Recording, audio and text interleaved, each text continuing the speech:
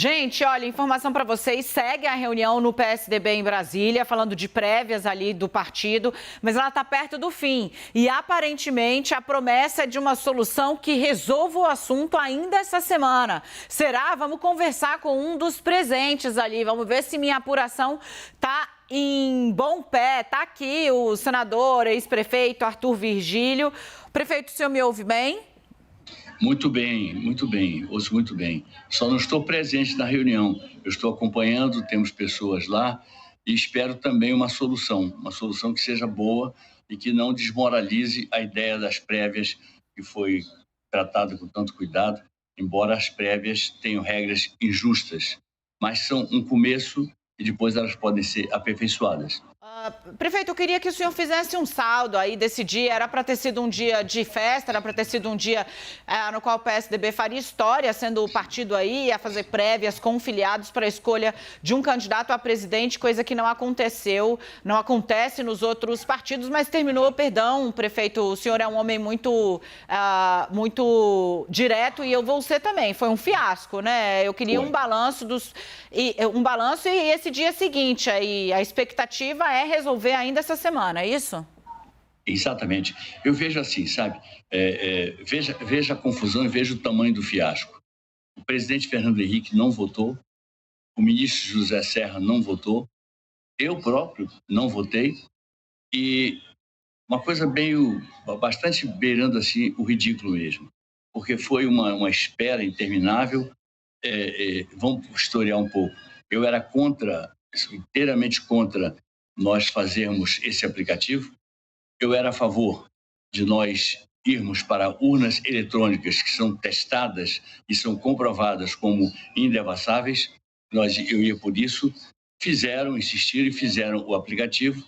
E o aplicativo não deu certo. Diz o técnico, o nome dele é Carlos Sampaio, o professor Carlos Sampaio disse que não deu certo porque o professor Carlos Sampaio disse que não teve como, a semana que passou, a semana anterior, não teve como ele fazer um teste das prévias. Então, ele achou que estava correndo um grande risco, mas fez o que pediram para ele. E tinha que ter feito, esse teste não foi feito. Agora, ele diz que o ideal não é se jogar prematuramente, como, por exemplo, o candidato Eduardo Leite diz que é o ideal, jogar prematuramente terça-feira, quarta-feira, enfim. O mais correto seria se fazer, a meu ver, no domingo. E foi o que eu ouvi do professor Carlos Sampaio, porque ele teria mais testes e foi perguntado a ele por mim se ele garantia que nesses 7 dias, se ele seria ou não capaz de corrigir os defeitos. Ele disse, não sei se corrige todos os defeitos, mas faço funcionar. Então eu entendo que o bom senso manda isso. Agora acontece que eu vejo que há pessoas que não têm interesse nas prévias. Por exemplo, no caso do Eduardo Leite, ele declara, eu não tenho por que duvidar dele, que ele quer prévias, ele quer num tempo até antecipado, enfim, se eu quero domingo, sábado, eu aceitaria numa sexta, ele quer para ontem, enfim. Mas pessoas do grupo dele estavam falando em prévias em fevereiro, ou seja, era o boicote às prévias. E significaria uma grande frustração para o PSDB, significaria uma eleição de qualquer jeito, uma tentativa de ser candidato de qualquer jeito, amparado no que ele acredita que seja a maioria que ele teria junto à direção nacional. Não é uma coisa muito correta, enfim. Então eu ouvi talvez 4 versões do que seria a posição deles. Enfim, entendo que nós temos que lutar para fazer as prévias. Eu vi como elas eram importantes a ponto de o presidente Bolsonaro não ter dado a menor bola para o Enem.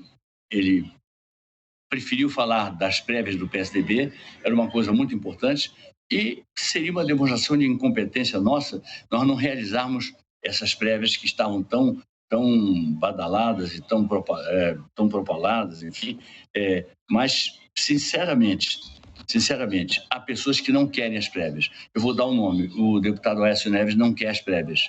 Ele quer um partido de deputados, ele quer depois se apossar do partido, com as pessoas que têm boas coisas na cabeça, acabam se afastando, vira um partido como esses comuns aí do Centrão, e um partido que vai ficar trocando voto por emendas e por vantagens, por cargos. Não é nada do que eu imagino para a minha vida, nem para a minha vida política, nem para o meu partido, o partido ao qual eu dediquei 30 e tantos anos, enfim, até agora. Prefeito, deixa eu só atalhar o senhor nesse ponto, porque Aécio Neves, o deputado Aécio Neves, ele é um dos integrantes de proa, organizadores de proa da candidatura de Eduardo Leite. Está fazendo ali nas prévias, né? Fez eventos, levou a Minas, levou em outros locais, enfim, fez um giro. É um pouco paradoxal, eu gostaria que o senhor explicasse por que é que, no entendimento do senhor, alguém que está trabalhando tanto para fazer um candidato, na verdade, não quer candidato nenhum à presidência, não quer prévia. É isso. É o estilo que ele julga hábil de fazer política e que não é o meu estilo. Eu não faria nunca isso. Você perceba que ele não aparece. Ele não apareceu nas prévias. Ele não aparece em nenhuma reunião. O senador Tasso Gereissati tem acompanhado o candidato Eduardo Leite e o Aécio não. O Eduardo Leite está completamente enganado, é uma pessoa inexperiente. Ele pensa que o Aécio está preocupado com ele, está preocupado com eleger um presidente da República, com ajudá-lo, e não está. Está preocupado com ele, Aécio, está preocupado com moldar um partido tipo Centrão para ele, Aécio. Essa é a grande verdade, a gente tem que ser muito claro. Eu não deixo, você falou que me considera uma pessoa direta, você é uma pessoa direta também, eu aprecio muito isso, né? E veja que as prévias precisam melhorar muito. O meu voto vale menos que o voto do Leite e do Dória. Por quê? Não deveria ter uma exceção para isso? Porque eles são governadores, eu nesse momento estou sem mandato. Por que essa história de os votos serem qualitativos, que eles chamam de qualitativos, eu não vejo nenhuma qualidade nisso. Os votos deveriam ser one man, one vote. Um homem, um voto. Seria democrático isso, sim. É como nos Estados Unidos. Mas como eu sei que não dava para fazer prévia, se fosse insistir, bater pé nisso, eu acabaria não conseguindo prévia nenhuma. Não haveria prévia nenhuma. Então, aceitei, sabendo que as regras são bastante marcadas, enfim. Mas a tendência é que nós cheguemos daqui a pouco, ter prévias mais avançadas que se aproximem, por exemplo, do que acontece nos Estados Unidos. Mas é muito injusto você ter o voto de um militante, que é quem faz as eleições do partido, valendo 12 vezes e meia menos do que o voto de um vereador. Prefeito... Não dirigente. Dirigente é muito mais, é uma coisa exorbitante. Prefeito, deixa eu pedir ajuda do senhor, que eu tenho, claro, meus colegas todos querem falar, né? Foi o assunto que a gente mais abordou ontem, então vou precisar de um esforço de concisão, porque a gente vai dar o mesmo tempo para todo mundo aqui para guardar um pé de igualdade. Vem para cá, Yuri Pita, o entrevistado, Arthur Virgílio, concorre nas prévias, é seu. Obrigado, Dani. Boa tarde, senador, prefeito.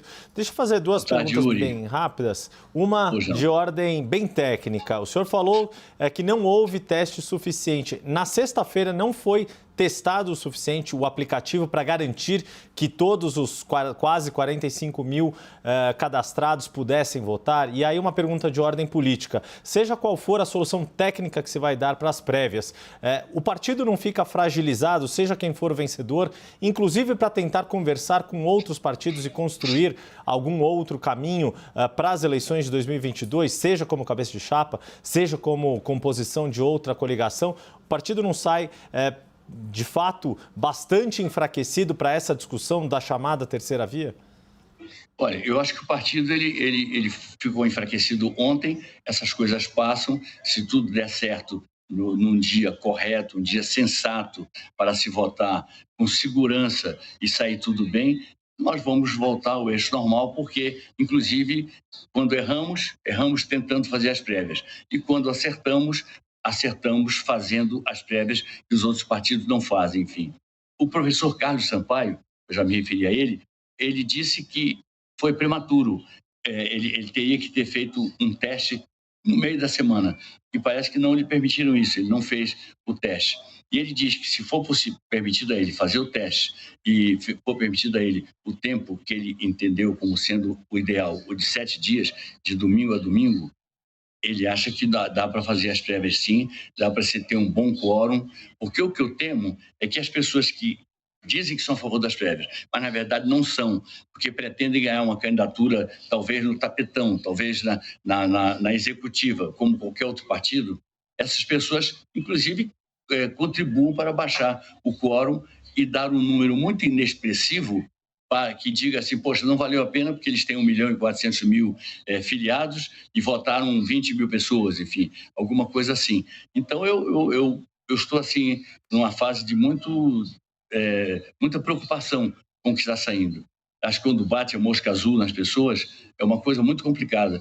A gente tem que amadurecer e não deixar a mosca azul tomar conta do nosso coração, da nossa vida, da nossa alma. É uma coisa muito importante para nós. Vem para cá a Renata Agostini agora. Renata, o entrevistado é seu. Obrigado, Renata. Olá, prefeito, boa tarde. Dois pontos que eu gostaria de retomar da fala do senhor, inclusive aqui no debate na CNN. O senhor falou sobre a preocupação do Partido Sair Unido, dos postulantes ao posto não deixarem as siglas caso perdessem, e falou de uma importância de desbolsonarizar o PSDB.